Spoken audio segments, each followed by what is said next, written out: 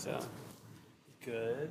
Would it be better to swap? I have lots. All I'm going to show you guys is movies, and so. One of these days you'll name the time. This is a pretty fragile setup, so I'm just going to leave the AV as it is.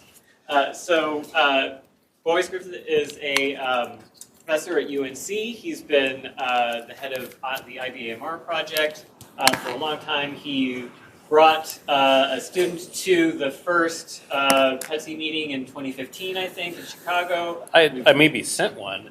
I'm a long-time PETSc user, but a first-time PETSc user meeting attendee, I believe. Yeah. So it's great to have you here giving a presentation and to see the fun movies you're going to show us. Go ahead. Is this working? Oh, great. Yeah. Oh, the frame rate's gone up. It'll go up and down, I guess. Yeah, so I'm a long-time PETSc user, first-time PETSc user meeting attendee. Luckily, all of the technical stuff has already been covered more or less by David. So I'm going to just show you stuff that we're doing with this immersed boundary package that is sometimes called IBAMR, but that we call IBAMR. So I don't know what I am, but I like the heart.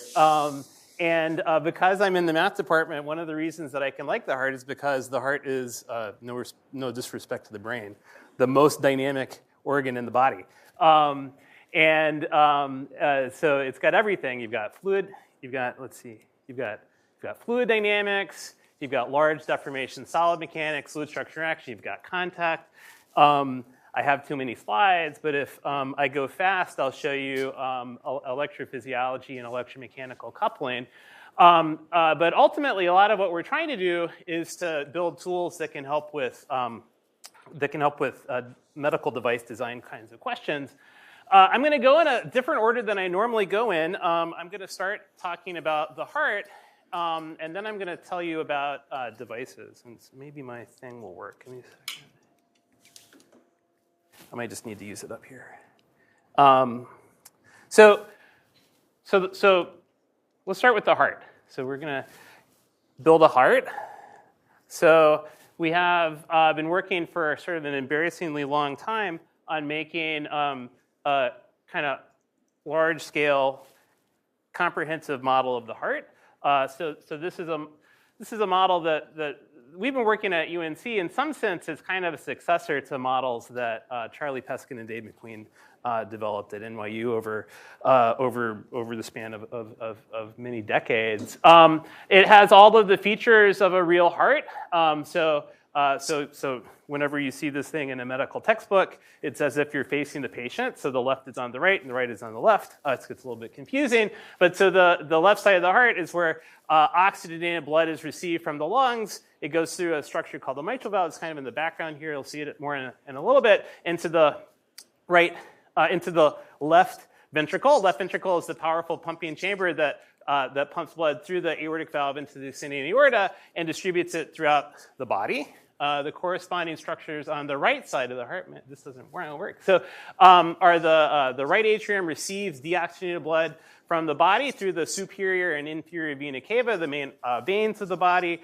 Blood is kind of pumped from the right atrium into the right ventricle through this complicated thing, this tricuspid valve. The right ventricle pumps it on back to the lungs where it's reoxygenated. We need to construct these anatomical models from data that looks like this. So this is an example. These aren't the real data that we use to build this heart model, but these are the kind of data that you get. So you get CT scan data, and so there's lots of image processing and model construction tasks that go in. You can see the thick walls pretty clearly. It's not so hard to segment those things out. Sometimes you can't really see the valve leaflets very well, and so we use a mixture of kind of image-based and model-based anatomies in these models. Okay, but so we have a model, and then we make a mesh of it. For the simulations I'm going to be showing you, it's a monolithic mesh. It's one mesh. It's got everything in it. It's got thick ventricular walls. You can't really see this very well here, but so the atria are made up of sort of thinner muscular walls. The valve leaflets are these thin sort of shell-like structures, but in our computations, they're always going to be sort of volumetric structures. And they're also for the, you can see it more clearly for the tricuspid valve on the right side of the heart. The inflow valves into the ventricles are these really complicated things. It's not just a valve, it's a valvular apparatus. You have these thin cords, the chordae tendineae, that attach the free edges of the leaflets to the papillary muscles that pull on the leaflets, keep the valve from billowing back up into the upper chambers when the heart contracts. That's just anatomy. You also need to worry about the physiology. So muscle contracts along fiber directions. You can't visualize fibers in patients. And so a lot of the work in terms of building up the fiber architecture of the heart relies on model-based approaches that kind of qualitatively, semi-quantitatively capture muscle fiber architecture. There are some techniques using diffusion tensor magnetic resonance imaging that give you sort of coarse descriptions of patient-specific muscle fiber architectures, but these are things that they're definitely way beyond the scope of standard of care, for sure, but they also are really sort of an area of active research. So we do what everybody in this field does, which is an approach that is often called harmonic interpolation. We want to solve PDEs that give us some notion of distance in the wall so that we can map out certain features. So for the left ventricle of the heart, it's well characterized that the muscle fiber architecture, the muscle fiber direction rotates about 120 degrees as you go from the inner surface of the heart to the outer surface of the heart. And so you need a way of knowing how far across the wall are you. And so you can come up with a notion of how far across the wall you are by solving a Poisson problem with 0-1 boundary conditions. And so isocontour of 0.5 is the mid-wall, 0 would be one surface, 1 would be the other surface. And you can use this to build out a pretty comprehensive description of the muscle fiber architecture of the heart that's at least consistent with these kind of general histological concepts. And we wind up doing exactly the same kinds of constructions to build up the collagen fiber architecture for the valve leaflets as well. I'm going to skip that. Ultimately, in the models that we run, we haven't been trying to make the mechanical properties patient-specific. And so what we do instead is we use mechanical properties that are based on tensile test data, experimental tensile test data, little chunks of tissue. And this is an example of the kind of data sets that are used to parameterize these kinds of models. These are kind of phenomenological, large deformation continuum descriptions of the passive elasticity of the muscle, valve leaflets, so on and so forth. This is just an example of what the valve leaflets look like. There's a big difference in the stiffness along collagen fibers as compared to across collagen fibers. And so all of these models are extremely anisotropic, extremely nonlinear, but macroscopic models. We're not capturing individual sort of cell scale or subcellular details in these things. The heart is not an island, so it's got different boundary conditions that we need to apply. We typically use reduced order circulation models to provide driving and loading for the fluid, for the blood. The heart itself is surrounded by a structure called the pericardium. The pericardium is sort of this thin sac that the heart is in, and the pericardium is connected to tendons and stuff like that. We don't model the pericardium in any amount of detail. What we do instead is we apply forces that act in the normal direction but not in the tangential direction that provide sort of a constraint, a sort of soft constraint on the motion of the heart while allowing it to slide along what amounts to the pericardium in the model. Okay. All right, so what does it do? So we put it all together. This is a fluid structure interaction simulation.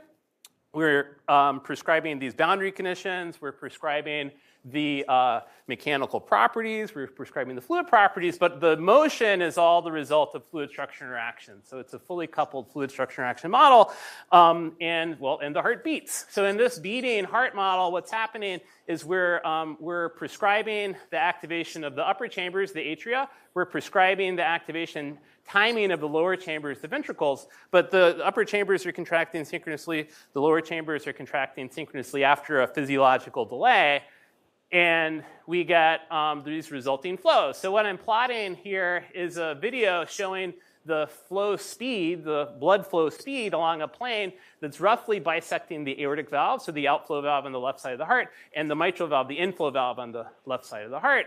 And one of the things you can get out of this is, for instance, the time course of the volume of the left ventricle. We also are getting pressures. So one of the jobs of the aortic valve is when the heart contracts, it gets out of the way, it allows fluid to go through, blood to go through. When the heart is relaxed, it should support a pressure load. So this is your blood pressure, so like 120 over 80 or whatever you get when you go to the doctor. The mitral valve does the same job, does the same kind of job. When the heart contracts, the pressure in the ventricle should be high, pressure in the atrium should be low. And when the valve is open, there should be a low pressure gradient across the valve, and so that's what you see. And the model at the end of the day recapitulates what's called a pressure volume loop. So let me slow it down a little bit so it's a little bit easier to track. So the pressure volume loop captures all of the phases of the cardiac cycle. So we usually think about starting the cardiac cycle in diastole when the left ventricle is filling, and then the left ventricle starts to contract. There's a period of what's called isovolumetric contraction when the pressure in the ventricle is higher than the pressure in the atrium but lower than the pressure in the aorta. And so both valves are closing, but the heart is continuing to contract until eventually enough pressure builds up to open up this outflow valve, the aortic valve, eject flow during systolic ejection. Eventually, the heart relaxes, and the pressure in the aorta is higher than the pressure in the ventricle. You get this period of isovolumetric contraction until the pressure drops low enough for the mitral valve to open and the cycle to repeat. So this is what we get in our model in terms of pressure volume loops. And then what you see reported in the literature, you get loops that are all over the place. The way that you actually measure pressure volume loops in patients is weird. We're not exactly recapitulating the measurement technique. But at any rate, we're capturing a lot of the major features of what you would see. So in diastolic volumes, so the filling volumes are physiological. The insystolic volumes, so the volume of the heart at the end of kind of the contraction period is physiological, and the difference is therefore physiological is the stroke volume. Ejection fraction is how much of the blood that goes in goes back out. It's about 60%. And then kind of typical cardiac output's around 4.5 liters per minute. So those are kind of gross metrics. These are still pretty gross metrics, but getting a little bit more detailed, we can look specifically, for instance, at the flow rate waveform through the mitral valve, so the inflow valve on the left side of the heart. And the data that are available to compare to are canine data. So clinical data for the mitral valve for flow rates are pretty hard to find. A lot of the characterization of this was done by Ed Yellen. Ed Yellen was a physiologist at Albert Einstein College of Medicine who was Charlie Peskin's PhD advisor. So this is the aortic valve. You can similarly get these kind of aortic valve flow rate waveforms, and we can make a comparison between the simulation data. And then this is human data that were collected back in the 80s. Okay. The heart does some other things that are consistent with physiology. So there's this mechanism called the Frank-Starling effect. When you have more blood going into the heart, you should get more blood coming back out. And this is something that we can see in our model. It kind of automatically has this Frank-Starling mechanism. As we crank up the pressure that is driving flow into the heart, we get a change in the pressure volume loop that corresponds to an increase in stroke volume. So it captures Frank-Starling. And we can also look at the impacts of different kinds of contraction models. It's actually an open question what's the right way to model muscle contraction? It seems like sort of an obvious thing that maybe people would have figured out, but it's not so clear how to model muscle contraction. There kind of are two major ways that this is done for these kinds of models. There's what's called an active stress approach, where you add in a force, and there's an active strain approach, where you think about it like there's a time-dependent reference configuration. So you can think of active strain as sort of like a spring with a time-dependent resting length. Active stress is like you just have this extra muscle force. We use an active strain model, and it's sort of, to some extent, it's because it's what we got working well first. It's not really a principled reason. There are principled reasons to prefer active strain compared to active stress, but the main principle driving this was that it worked. But there are lots of decisions that you have to make about how to formulate an active strain. And those correspond to thinking about how muscle contraction works in different ways. So generically, we're thinking of an active strain model as we've got some active part of the total deformation gradient from initial to current configurations that corresponds to this active strain. And we describe the active strain in a very simple way as this kind of orthogonal decomposition into a fiber direction, a sheet direction, and a sheet normal direction. And at the end of the day, these things are typically constructed so that they're volume conserving. And the way that the model worked that I showed you a couple of minutes ago is that we just have active strain in the fiber direction and then isotropic strain in the other direction. It's called a transversely isotropic model. Turns out, I'll show you in a second, it's actually not a good model. And you can do better by using an orthotropic model that accounts in a microscale sense for the microarchitecture of cardiac myocytes. So this is kind of a cartoon of looking at the cardiac muscle cells if you kind of slice them, looking at their cross sections. Myocytes, it turns out, are wrapped in collagen fibers, and those collagen fibers are anchored in these structures that sometimes are called cleavage planes. And so when a cardiac myocyte, when a cardiac muscle cell contracts, its cross-sectional area goes up. These collagen fibers are essentially inextensible. You can't really stretch them out very much, and so that it's almost like a yo-yo kind of thing that results in that length having to contract because there's more fiber wrapping the myocyte, and so contraction along fibers also causes contraction in the sheet normal direction. And so you can incorporate that in a relatively simple way in these active strain contraction models, and what you wind up with is, I think, kind of very clearly different dynamics in terms of the contraction. So let me see if I can. So the wall thickens to a much greater extent in this orthotropic model as compared to the transversely isotropic model. And the other thing that I think is pretty clear is that the motion from base to apex is much more pronounced with this orthotropic model than the transversely isotropic model. And at the end of the day, what you find is that this orthotropic contraction model that has this sort of multi-scale flavor does a much better job of capturing clinical data in terms of the shortening, thickening of the wall and the septum, so the wall over here, and the thickening of the lateral wall. Okay. All right. So I'm already way behind where I wanted to be. So I'm gonna skip valvular heart disease things by and large. So we've done a lot of simulation work, both looking at sort of in vitro models of prosthetic heart valves. So this is an example of a simulation of an in vitro experimental model looking at characterizing the performance of a pericardial surgical heart valve, and have gotten good results in terms of these kind of bulk flow properties. Some more recent work that we've pursued has been trying to characterize the extent to which we actually are getting the leaflet kinematics correct. And so these are 3 different sized devices. Again, these are surgical bioprosthetic heart valves, but different corresponding to for patients that have different sized aortic roots. And I think if you look at this, you'll notice that the small diameter valve flutters at a much higher frequency than the large diameter valve. And This is a comparison between what we get out of the computer models here and some corresponding experiments, in vitro experiments, for comparable device sizes, where we haven't done any tuning beyond just to match the driving and operating, driving and loading conditions. So pressures are consistent, flow rates are consistent with what was used in the experiments, but we didn't tune things up to any other extent.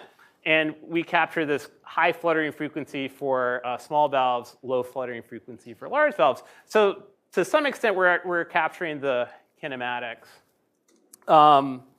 And we also have been working on these what are called stent valves. So these are valves that can be deployed in a patient without requiring open heart surgery. I'm going to skip all of this. My students always tell me I'm always optimistic about things. And one of the things I'm optimistic about is how quickly I can make it through material in a talk. All right.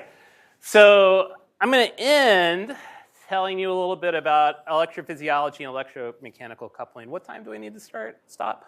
Like 5. 5 minutes? Great.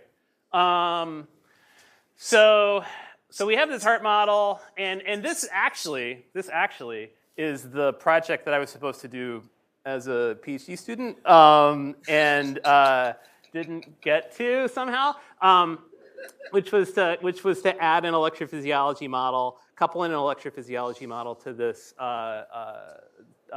whole heart model that Charlie PETSc and Dave McQueen had developed. So let me tell you just some really kind of key features of cardiac electrophysiology. So there different phases. So here we're looking at the transmembrane voltage difference across cardiac muscle cell membrane.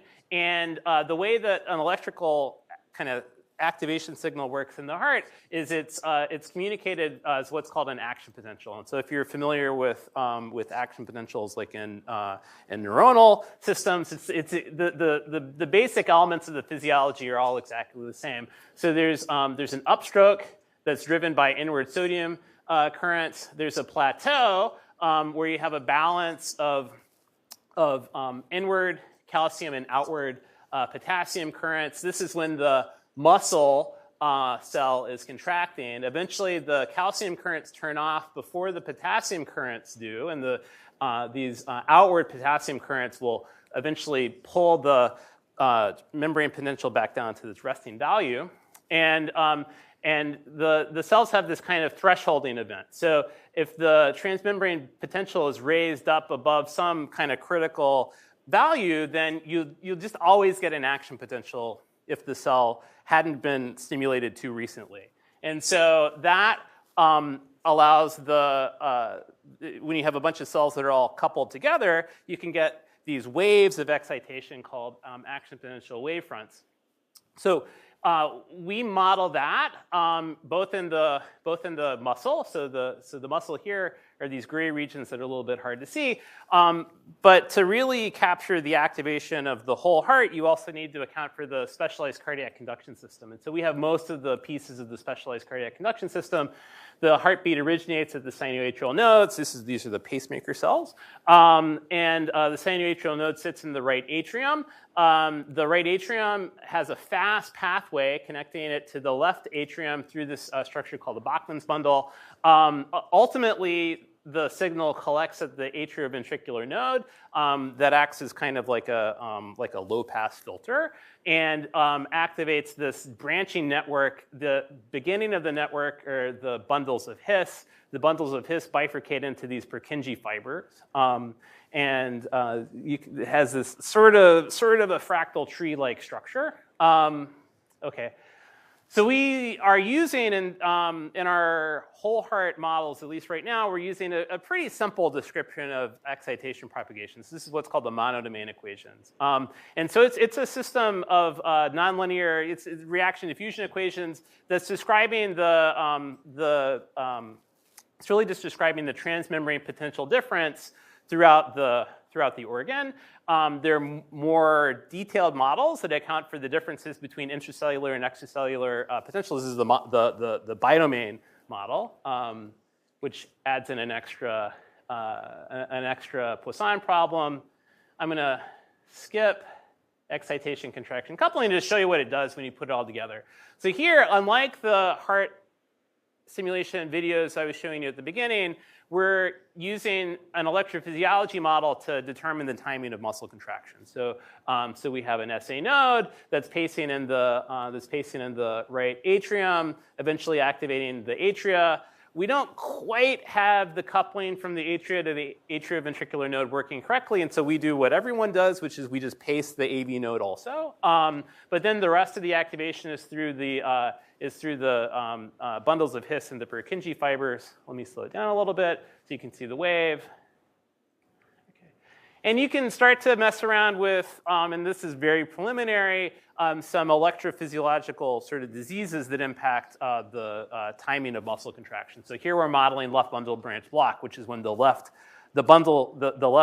fascicles, the left bundles of His are non-conductive as a result of a heart attack. And so what you wind up with is activation that spreads from the right ventricle to the left ventricle, but you get this kind of discordant activation of the left and right sides of the heart. Okay. So I should stop. But so David already told you about immersed boundary methods. You can use these kinds of methods to build pretty complicated models. They capture a lot of aspects of normal cardiac physiology. And one of the things that we're working on right now is taking these models where we've gone to great lengths to capture normal physiology to make them sick, so we can model treatments for different kinds of heart diseases. I didn't tell you much about surgical and transcatheter bioprosthetic heart valves. If you're interested in those things, come find me later. I like to talk about heart valves. There are many oodling and simulation challenges. We need to figure out a way to validate our flow fields. We were working on thrombosis models. One of the medical complications that we want to capture is thrombosis. Thrombosis models are a real pain, and one of the big problems is that the timescales are very long compared to the timescales of the heartbeat. And so that builds to one of our main limitations, which is the models that we have right now are very expensive, but are nonetheless limited to acute predictions. We'd like to be able to say something about chronic responses to therapies, and in order to do that, we for sure are going to have to be using some kind of multi-resolution approaches. Okay. All right. These are all the people that did all the work. Electrophysiology is Larissa Abdallah. The fluid structure and action heart model is Marcel Davy. David is a critical person in terms of the software and method development. And there have been a lot of other people that have helped on a lot of different aspects. Thanks a lot.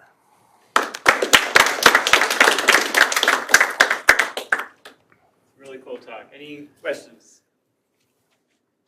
I want to ask you about validation of velocity fields. So the way I understand it from your paper, you can possibly get velocities from echocardiogram.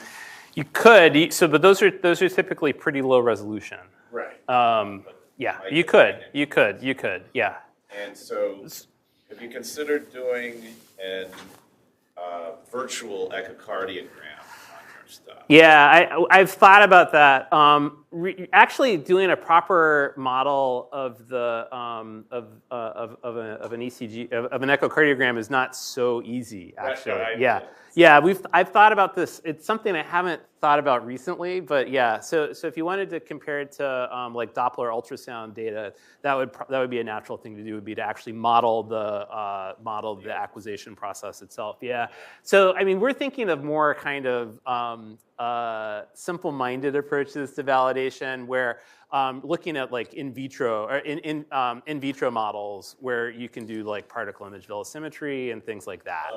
So that's kind of what we've been thinking about doing recently. The problem with validation of flow fields with like patient or subject data is that you then need to have a really good model of everything else also. For the patient or for the subject, and there's just so many aspects of the patient that you don't have good access to, that kind of getting everything working and still having a meaningful validation of the flow field, I don't really know how to do that. Yeah, so we've been thinking more along the lines of more like in vitro rather than in vivo validation for flow fields. Okay. Now, one thing that we do know is that we get there's certain metrics that cardiologists use to quantify flow. There's simple things, but these kind of simple things we seem to be able to get numerical values that are consistent with healthy flows. Yeah. So there's a little bit of a teeny tiny bit of validation. And qualitatively the flows look similar, and I think that's probably about the best you can do when you're looking at comparisons to in vivo data. Okay. I think really quantitative comparisons, it needs to be in vitro, I think. Okay. I think. That makes sense. All right, Boyce, thanks again.